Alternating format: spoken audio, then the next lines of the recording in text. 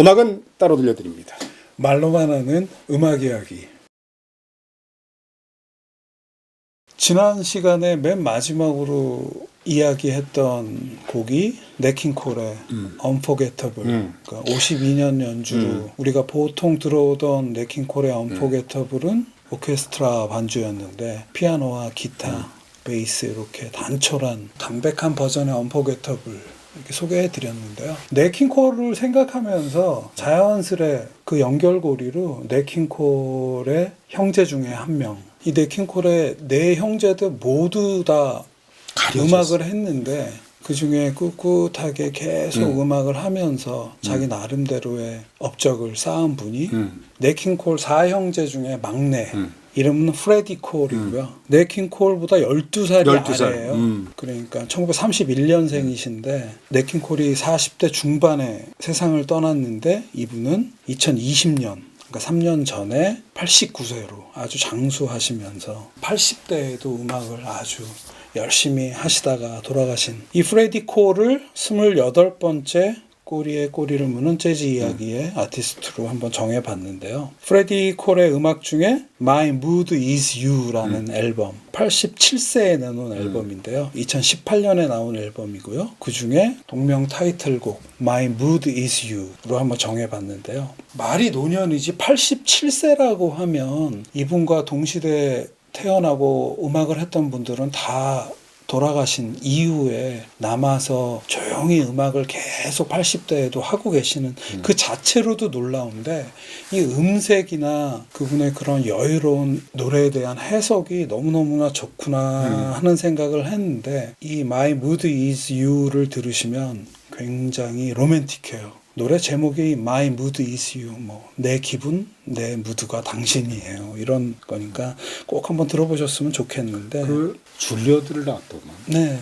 아주 정통 클래식 피아노를 갖다가 배웠더라고. 전공을 했더라고. 그러니까 형이 성공하는 거 보면서 어려서부터 음악했고 제대로 밟았고 근데 형의 어떻게 말하면 그늘에 가려서 음악을 중간에 포기했을 만도 한데 쭉 해오다 오히려 노년에 꽃을 피고 네킹콜이 하늘에서 만약에 이 앨범을 들었다고 치면 동생한테 굉장히 칭찬하면서 정말 좋다 하지 않았을까. 네킹콜은 가져보지 못한 나이듦의 머신이랄까. 이건 중년을 넘어서 노년의 어떤 그런 원숙한 맛을 그대로 뽐내지 않고 자연스럽게 표현하시는 그런 걸 들으면 네킹콜도 참 좋아하지 않았을까 하는 생각을 하게 됐고요. 밴드가 같이 하고 있는데 이 앨범에서는 피아니스트이시지만 피아노는 치지 않고 보컬만 하시는데 밴드 수준이 굉장히 대단한 것 같아요. 이 밴드가 이 앨범 내기 한 10년 전부터 쭉 멤버 약간은 바뀌는데 같이 해오던 밴드인데 두 분이 중요한데 기타리스트가 랜디 나폴레옹이고요. 피아니스트가 존 마르티노라는 이 두 명이 이 앨범의 전곡을 편곡도 하면서 같이 백업을 해주고 있는데 그 수준이 단순히 노년의 보컬이 멋있게 중후하게 노래한다가 아니라 그 중간중간 나오는 기타나 피아노나 베이스나 드럼이나 이 밴드의 수준이 높아서 이분의 음반이 또 가치가 있지 않나 하는 생각도 하게 됐고요. 특히 이 곡 My Mood Is You에서는 중간에 색소폰을 조엘 프람이라는 저랑 동갑내기인데 1970년생 색소포니스트가 연주해 주는데 그 또한 이 노래의 정서와 아주 잘 맞지 않나 하는 생각을 하게 됐는데요. 우선 My Mood Is You 이 가사를 한번 살펴보게 됐어요. 처음 사랑에 빠졌을 때 그 설명할 수 없는 그러한 싱숭생숭한 마음, 되게 황홀하기도 하고 어쩔 땐 굉장히 낙담하기도 하고 근데 엔딩에는 나는 사랑에 빠졌어요. 어쩌죠? 내 기분은 당신이에요.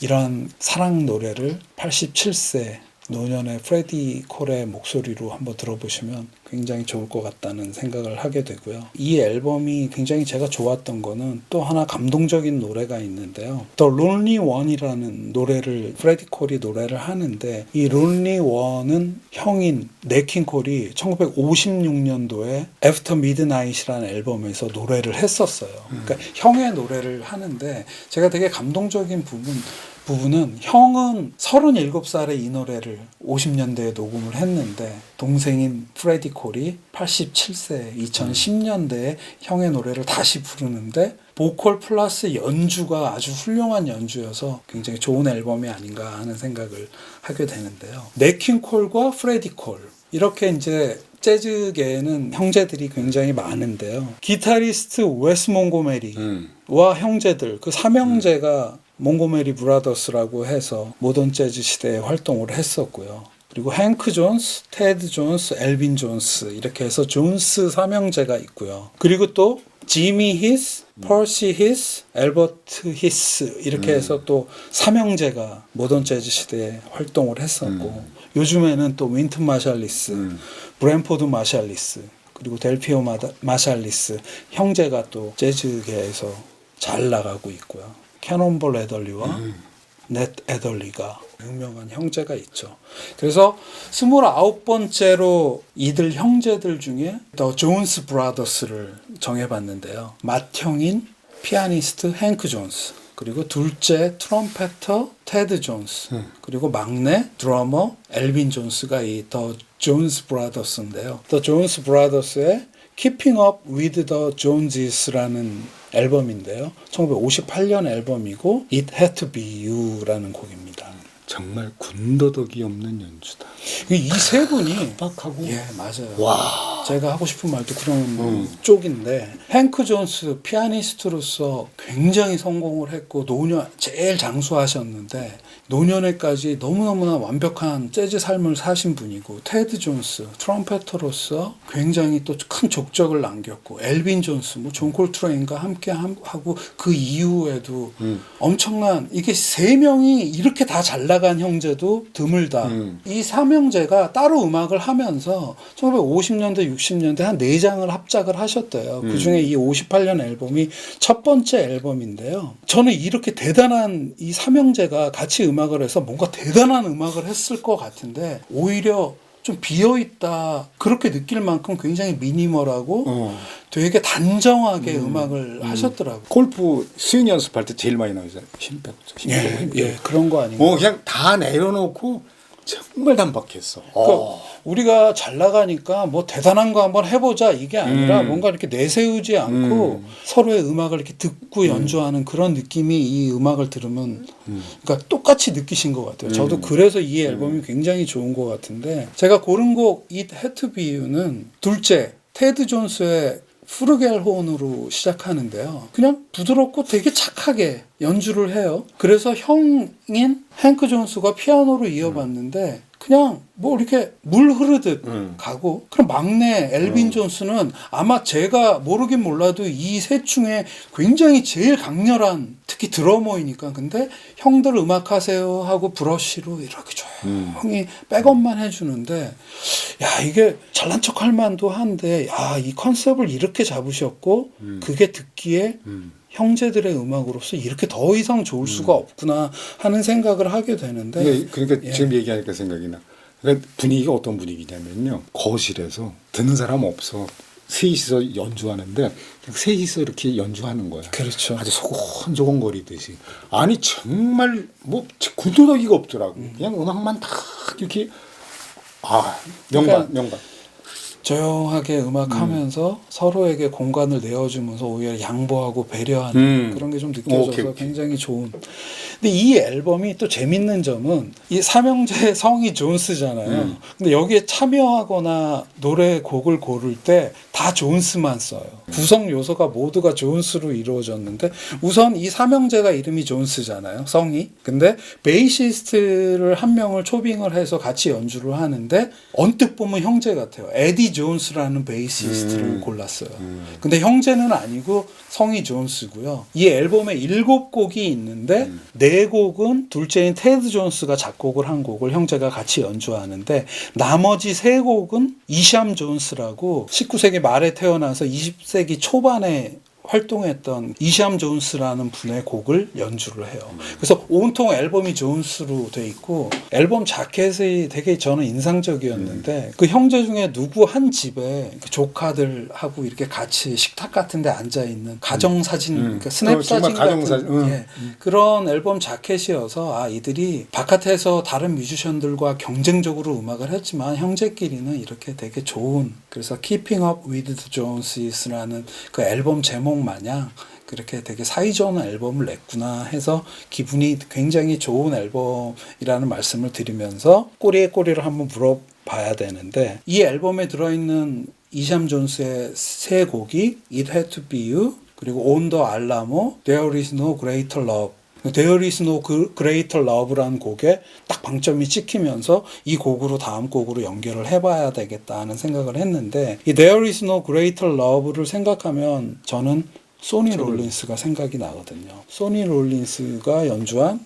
There is no greater love로 한번 연결을 해보겠습니다. 앨범은 Way Out West라는 1957년도에 있고요. 그러니까 뉴욕을 중심으로 동부에서 활동하던 소니 롤린스가 첫 서부 여행 그러니까 27살이 됐고 맥스 로치 밴드와 함께 연주 여행을 서부로 왔는데 그때 마침 LA 베이스의 컨템포러리 레코드의 레스터 코에닉이 같이 음반을 한 장 내자 해서 따로 녹음을 한 앨범인데요. 이 앨범이 역사적으로 재즈 역사적으로 굉장히 중요한 앨범이다 하는 얘기를 제가 소니 롤린스의 피아노 없는 색소폰 트리오 얘기를 하면서 한번 한 적이 있었는데 피아노나 기타 같은 코드 즉 화음을 연주해주는 악기가 없이 오로지 색소폰이 주인공이 돼서 모든 걸 이끌고 나가는 그러한 포맷의 연주의 첫 번째 연주여서 굉장히 중요한 앨범이라는 말씀을 드릴 수 있을 것 같고요.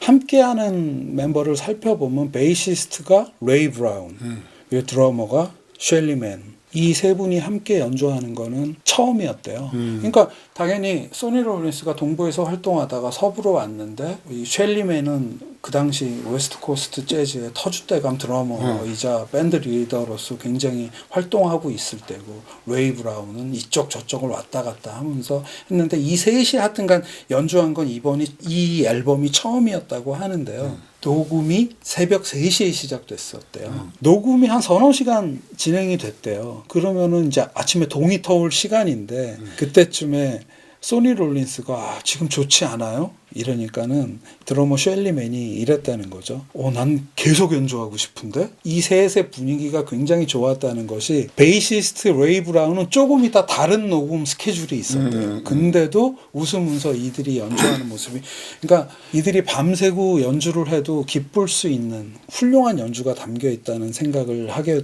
돼서 굉장히 요번에 새삼 들으면서도 아주 기분이 좋았고요. 이 셸리맨 얘기를 조금 더 하고 싶은데 이분이 이제 웨스트 코스트의 어떤 터줏대감으로 50년대 LA를 중심으로 활동을 하고 있었지만 이분은 원래 뉴욕 출신이더라고요. 그러니까 이분이 20대였던 40년대에는 동부에서 비밥을 연주를 했었고 50년대에 LA로 이주를 아주 영구 이주를 해서 거기를 베이스로 해서 여러 포맷의 연주들을 하고 계실 당시인데 제가 이 셸리맨을 되게 좋아하는 거는 이 밴드 리더로서 동부에는 이 드러머가 밴드 리더인 아트 레이키 앤 재즈 메신저스가 있었다면 이 서부에서 50년대 말에는 셸리맨 앤 히스맨이라는 그 훌륭한 밴드를 이분이 리드를 하고 있었는데 31번째 꽃고무는 셸리맨의 그룹 The Shellyman and His Man의 At the Black Hawk 볼륨 2에 있는 Step Lightly라는 곡을 정해봤습니다. 이 앨범 전에 소개하면서도 제가 굉장히 좋아한다는 말씀을 드렸었는데 누가 좋은 재즈 앨범 좀 소개해줘 그러면은